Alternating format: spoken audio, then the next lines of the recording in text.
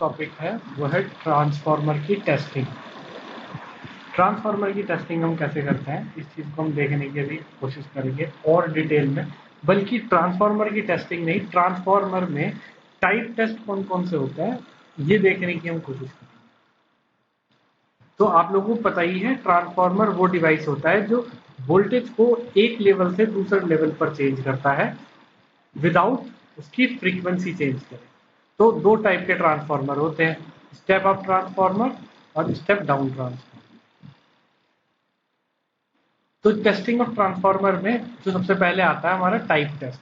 Type taste को क्या करते हैं, type this test is done on a single phase transformer to check the design characteristic कि उसके डिजाइन कैरेक्टरिस्टिक कैसे हैं, इसलिए हम टाइप टेस्ट करते हैं।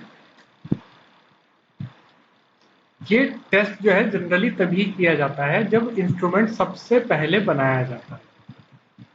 तो मतलब ऐसा होता है ना, एक कंपनी बहुत सारे वो बनाती है पर उसको पास करने के लिए रैंडमली कोई एक इंस्ट्रूमेंट जो वो किसी को डिलीवर करने वाली है उसको चूज कर लेते हैं और उसको हम लोग टेस्ट करते हैं। अब इसमें क्या होता है ना, कई सारे ये जो टाइप टेस्ट होता है इसमें कुछ टेस्ट ऐसे होते हैं जो कि जिनको हम डिस्ट्रक्टिव टेस्ट कहते हैं कि मतलब ट्रांसफार्मर उस केस में बर्बाद ही हो जाता है। वो सिर्फ एक जो ट्रांसफार्मर है वो सिर्फ उसकी डिस्ट्रक्टिव टेस्टिंग के लिए ही हमने यूज करना था। यही एक्चुअली में प्रैक्टिकली मार्केट में सिचुएशन यही होती है कि एक या दो मतलब 2% शायद हम लोग चेक करते हैं जितना भी हमें डिलीवर करना है। तो इसमें क्या है कि जब पहली बार बनाया जाता है तब ये मतलब इस पे ये वाला टेस्ट तभी किया जाता है क्योंकि बार बार डिस्ट्रक्टिव टेस्ट हम नहीं कर सकते स्पेसिफिकेशन जानने के लिए। तो इसकी जो लैब्स हैं एक गाजियाबाद में है सबसे पुरानी, एक एनआईटी दुर्गापुर में इसकी एक लैब है जहाँ पे इसकी टेस्टिंग होती है, आईआईटी खड़गपुर में है और कुछ प्राइवेट लैब्स हैं और एक दो साउथ में ये वाली लैब्स बनाई गई हैं।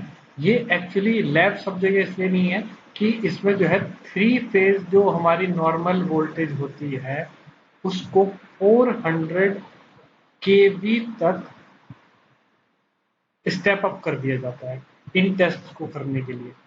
400 केवी नॉर्मल सप्लाई वोल्टेज को करना is a big big issue. तो इसलिए ये हर जगह ये वाली लैब्स अवेलेबल नहीं होती और इसलिए डिस्ट्रक्टिव टेस्टिंग कहीं कहीं हम लोग करते हैं। तो टाइप टेस्ट में भी जो 3 टाइप के टेस्ट होते हैं, एक होता है टेम्परेचर राइज टेस्ट। बहुत सिंपल सी चीज है कि उसको थोड़ी देर मशीन को चला करके देखेंगे कि क्या उसका टेम्परेचर स्पेसिफाइड लिमिट से ऊपर जा रहा है। अगर ऊपर जा रहा है तो मतलब वो सही नहीं है। तो इसको चेक करने के लिए कूलिंग टैंक कूलिंग यूनिट जो होती है उसमें हम लोग दो वो लगा देते हैं, थर्मोमीटर्स। एक मिनट।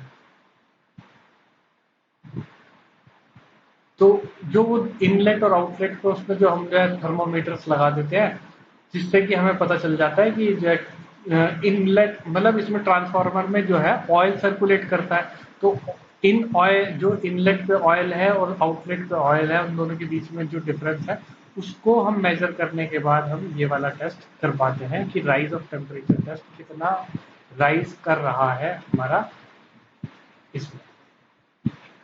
फिर हम आते हैं इम्पल्स टेस्ट। इम्पल्स टेस्ट जो होता है इसमें आप सबसे पहले आपको इम्पल्स वेव को समझना पड़ेगा।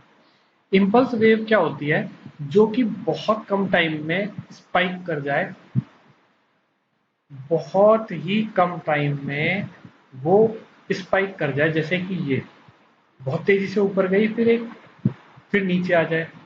इसको इम्पल्स फंक्शन शायद आप लोग अभी आपके नहीं है, आगे जाके अगर आपको आगे स्टडी करेंगे तो आपको इम्पल्स फंक्शन के बारे में बताया जाएगा।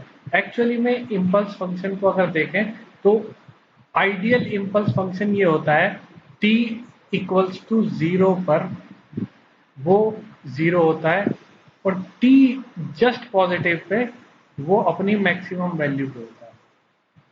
मतलब ये सही बन नहीं पाया है, ये t इक्वल्स टू ये हो जाता है सीधे t equals to t positive पे।